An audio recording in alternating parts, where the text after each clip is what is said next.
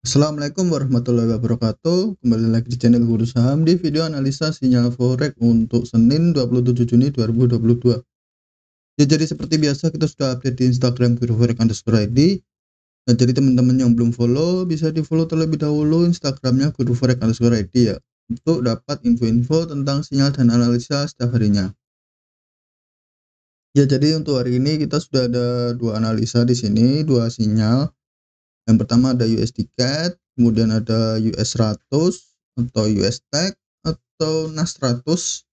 Intinya ini adalah salah satu pair indeks Nasdaq ya.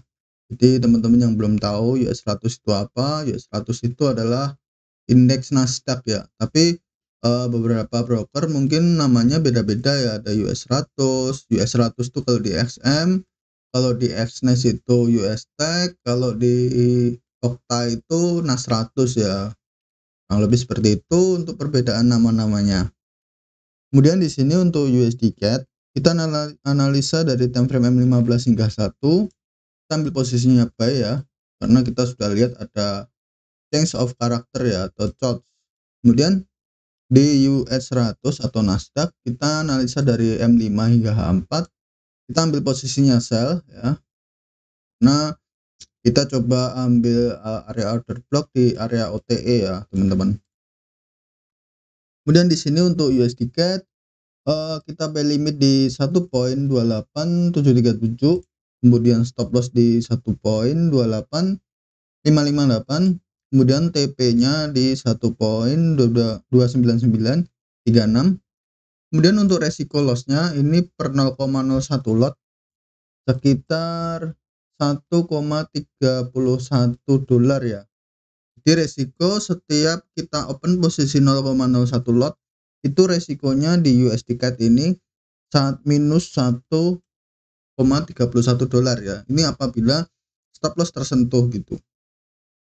Kemudian untuk risk and reward 1:6, lalu expired sampai 1 Juli 2022. Kemudian untuk US 100 atau US Tech atau Nas 100, ini kita sell limit di 12.582.9, kemudian stop loss di 12.663.6, dan TP-nya di 11.939.9. Lalu untuk resiko loss-nya ini per 0,01 lot sekitar 0,80 dolar. Jadi resiko di US 100 ini hanya berlaku untuk XNES MT5 ya teman-teman. Jadi perlu digarisbawahi, resiko 0,80 dolar ini hanya berlaku di XNES MT5. Jadi teman-teman bisa sesuaikan sendiri ya teman-teman ya. Jadi teman-teman yang pakai XNES bisa pindah dulu saldonya atau ya saldonya, terus kita bisa sesuaikan dengan MT5 gitu. Kemudian untuk risk and rewardnya 1:7, untuk expired sampai 4 Juli 2022 ya, kurang lebih seperti itu ya teman-teman ya. Terus selalu ya gunakan resiko 1% dari modal setiap kita open posisi trade di sini ya. Jadi teman-teman, jadi jangan sampai resiko ini melebihi dari 1% dari modal kita ya. Jadi selalu gunakan resiko 1% ya teman-teman ya, itu maksimalnya ya teman-teman ya. Jadi misalkan teman-teman punya saldo 500 di sini ada resiko 1,31 dolar ya, kita bisa open posisi kurang lebih sekitar 0,03 atau 0,04 lot ya teman-teman ya, karena resiko setiap 500 dolar yaitu resiko 1%-nya itu kan sekitar 5 dolar ya teman-teman ya. Nah, dengan porsi 5 dolar itu kita bisa sesuaikan lotnya ya teman-teman ya. Dari 5 dolar kan di sini ada 1,31 ya. 5 dolar dibagi 1,31 mungkin sekitar 4 atau 3, berarti kita bisa gunain 0,3 atau 0,04 ya. Oke, lalu di XNES ini juga sama, di sini nggak nyampe 1 dolar, berarti kita bisa open posisi 0,05 ya teman-teman. Nah, lebih seperti itu. Terus, kita juga bisa lakukan TP parsial atau partial profit taking ketika harga sudah, masuk di risk and reward 1:2 atau 1:1 ya teman-teman, untuk mengamankan sebagian keuntungan. Jadi TP parsial itu tadi kan di sini di US 100, tadi kan misal katakanlah resikonya 1% dari 500 kan $5 ya, berarti kita opennya 0,05. Berarti ketika harga sudah running profit 1:2, atau 1:1, kita bisa TP parsial dulu. Kita bisa TP parsial dari total 0,05 lot itu kita bisa TP, 0,01 atau 0,02 lot dulu gitu. Jadi kita masih ada sisa posisi yang sedang running gitu. Jadi misalkan yang di TP 0,02 berarti masih sisa 0,03 lot, itu bisa kita hold sampai TP gitu. Terus, untuk mengurangi resiko, kita bisa pindahin stop loss-nya ini. Nah, di sini kan stop loss, di 12.663,6 ya. Karena sudah running profit 1:2 atau 1:1, kita bisa pindahin stop loss-nya ini di entry ya. Nah, di sini kan letak entry-nya di 12.582 ya. Jadi stop loss-nya ini kita edit, kita adjust, kita pindahin tepat di entry-nya ya, teman-teman. Jadi kita samain, poinnya ini kita samain dengan poin entry ini ya, teman-teman ya. Dengan begitu kalau, analisanya udah nggak sesuai lagi, misalkan harga bergerak tidak sesuai dengan analisa, terus berbalik arah, nah kita nggak rugi apapun gitu. Karena, eee, resikonya udah nggak ada. Jadi ketika harga tersentuh stop loss, ya kita nggak rugi apapun gitu. Terus kan tadi juga sempet sempet mengamankan sebagian keuntungan gitu. Jadi, walaupun nggak rugi apapun, tapi kita juga sudah sebagian kita amankan keuntungannya gitu. Terus untuk analisanya bisa swipe kanan aja, di sini sudah ada USD CAD di time frame H1, kemudian ada US 100 di time frame H4 ya. Oke, jangan lupa like dulu, kita bahas satu persatu dari USD CAD terlebih dahulu.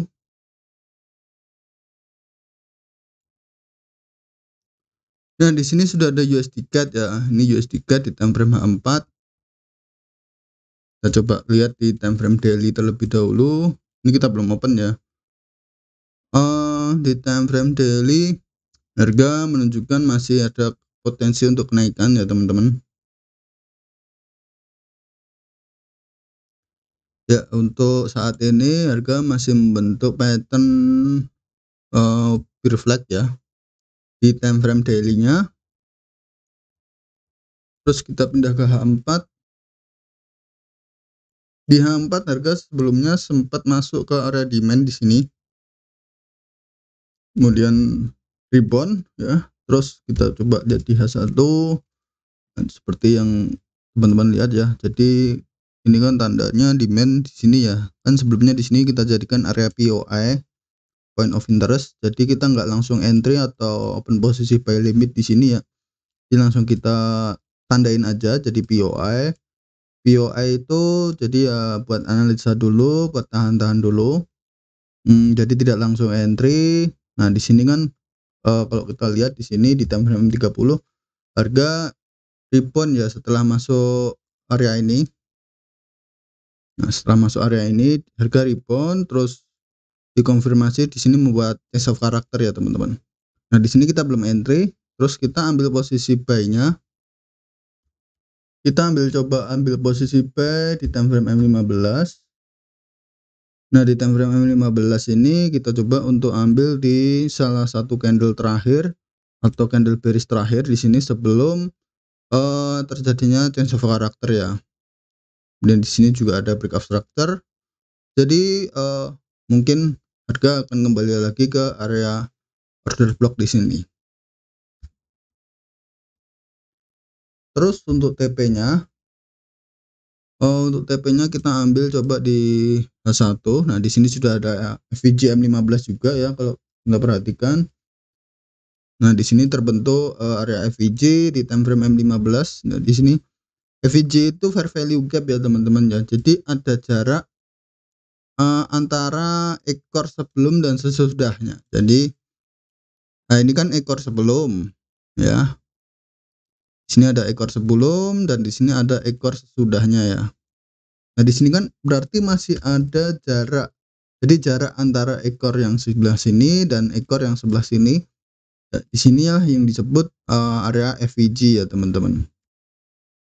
FVG itu fair value gap ya, biasa disebut imbalance area. Jadi ada kecenderungan harga untuk kembali lagi ke area itu ya. Cepat atau lambat pasti akan kembali ke area itu. Kemudian di sini untuk TP-nya, di sini kan ada candle bullish terakhir ya. Candle bullish terakhir sebelum dia drop. Jadi kita ambilnya di bawah persis di area order block-nya sebelah sini. Jadi kita TP di sebelum di area order block ya. Nah, di sini juga ada area liquidity ya. Jadi seperti ini ya. Jadi harga membentuk area liquidity di sini. Terus harga kembali ke area demand. Kita jadiin POI, kemudian di sini ada konfirmasi chart, change of karakter, di sini juga ada FVG M15 ya. Jadi kita bisa ambil posisi buy di sini ya. Kita coba ambil posisi buy di order block yang di M15 tadi. Terus untuk TP kita coba ambil di sini. Jadi udah ada untuk penguat kalau kita bisa ambil posisi buy di sini.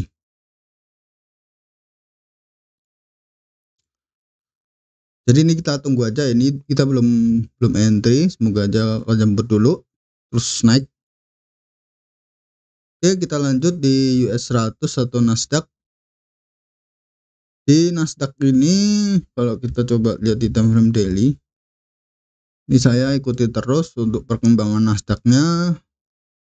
Jadi untuk Nasdaq ini dia masih bearish ya teman-teman. Jadi belum ada perubahan change of karakter di time frame daily maupun ya cuma di time frame daily belum ada perubahan change of karakter ya. Karena di sini ini change of karakter di time frame weekly ya. Di sini dia terbentuk, di sini dia change of karakter atau chart. Kemudian di sini ada break of structure, di sini juga break of structure lagi. Ya, jadi harga masih membentuk lower low,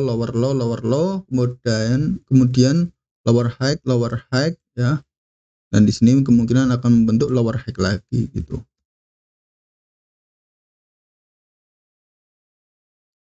Oke, itu untuk time frame tingginya ya, seperti A4 3 daily. Tapi kalau kita perhatikan lagi sama di sini di time frame H1 H4-nya dia membentuk change of karakter ya di sini ya. Jadi setelah dia menutup gap, di sini sebelumnya ada gap ya.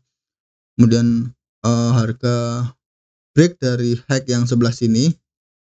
Jadi dia harga break membentuk change of karakter ya. Jadi dia membuat higher high di sini ya. Jadi dia membuat high lebih tinggi daripada high sebelumnya ya. Nah, ini high yang lebih tinggi daripada high sebelumnya. Oke. Jadi dia membuat higher high di sini di time frame H1 H4. Terus kalau kita perhatikan jadi ini masih ada FVG di sini, area FVG mungkin harga masih naik untuk menutupi area FVG. Di sini juga ada area FVG. Oke, di sini nah yang membuat Nasdaq ini masih bisa kemungkinan untuk turun. Kalau kita perhatikan di sini di time frame M15, nah harga membentuk sebuah area FVG ya di sini ya. Cukup lebar untuk area FVG-nya di time frame M15. Ya, teman-teman bisa lihat sendiri kan. Nah, disinilah area FVG yang memungkinkan harga untuk kembali lagi ke area itu cepat atau lambat ya. Jadi ini masih belum dikatakan reversal ya, karena dia masih meninggalkan area FVG M15. Nah, terus di sini untuk kita ambil order sell-nya, order block di sini. Kita coba lihat di H1. Ya, di H1 kita coba lihat di sini. Nah, disinilah kita bisa ambil posisi sell ya di di candle bullish terakhir sebelum dia membuat break of structure di sini, atau dia break dari low sebelumnya dengan membuat lower low ya. Ya, jadi di sini di candle bullish yang ini ya, kita bisa ambil order sell di situ. Terus untuk lebih presisinya lagi kita ambil di M15 ya.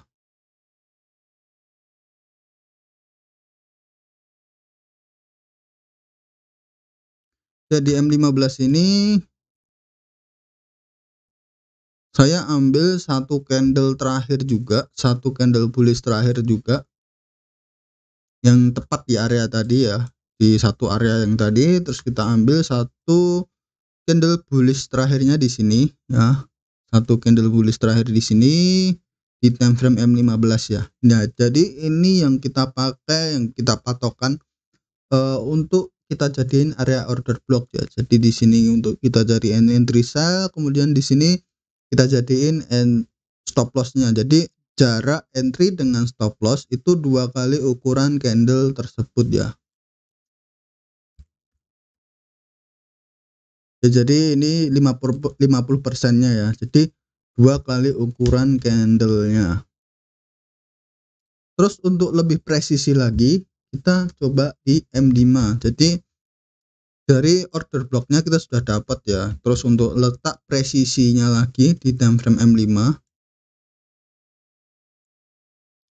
Nah, kita pakai candle bullish terakhir di time frame M5 yang ini ya. Nah, di sini kita bisa pakai yang di sini ekornya di candle bullish terakhir di sini. Kita tandai dulu.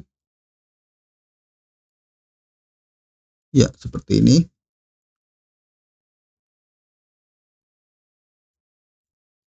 Terus kita kembali ke area sell limit tadi. Kita coba pindah H1. Nah, jadi tepat ya, tepat di M5 yang tadi. Kita ambil posisi sellnya, jadi ini kita naikin dikit.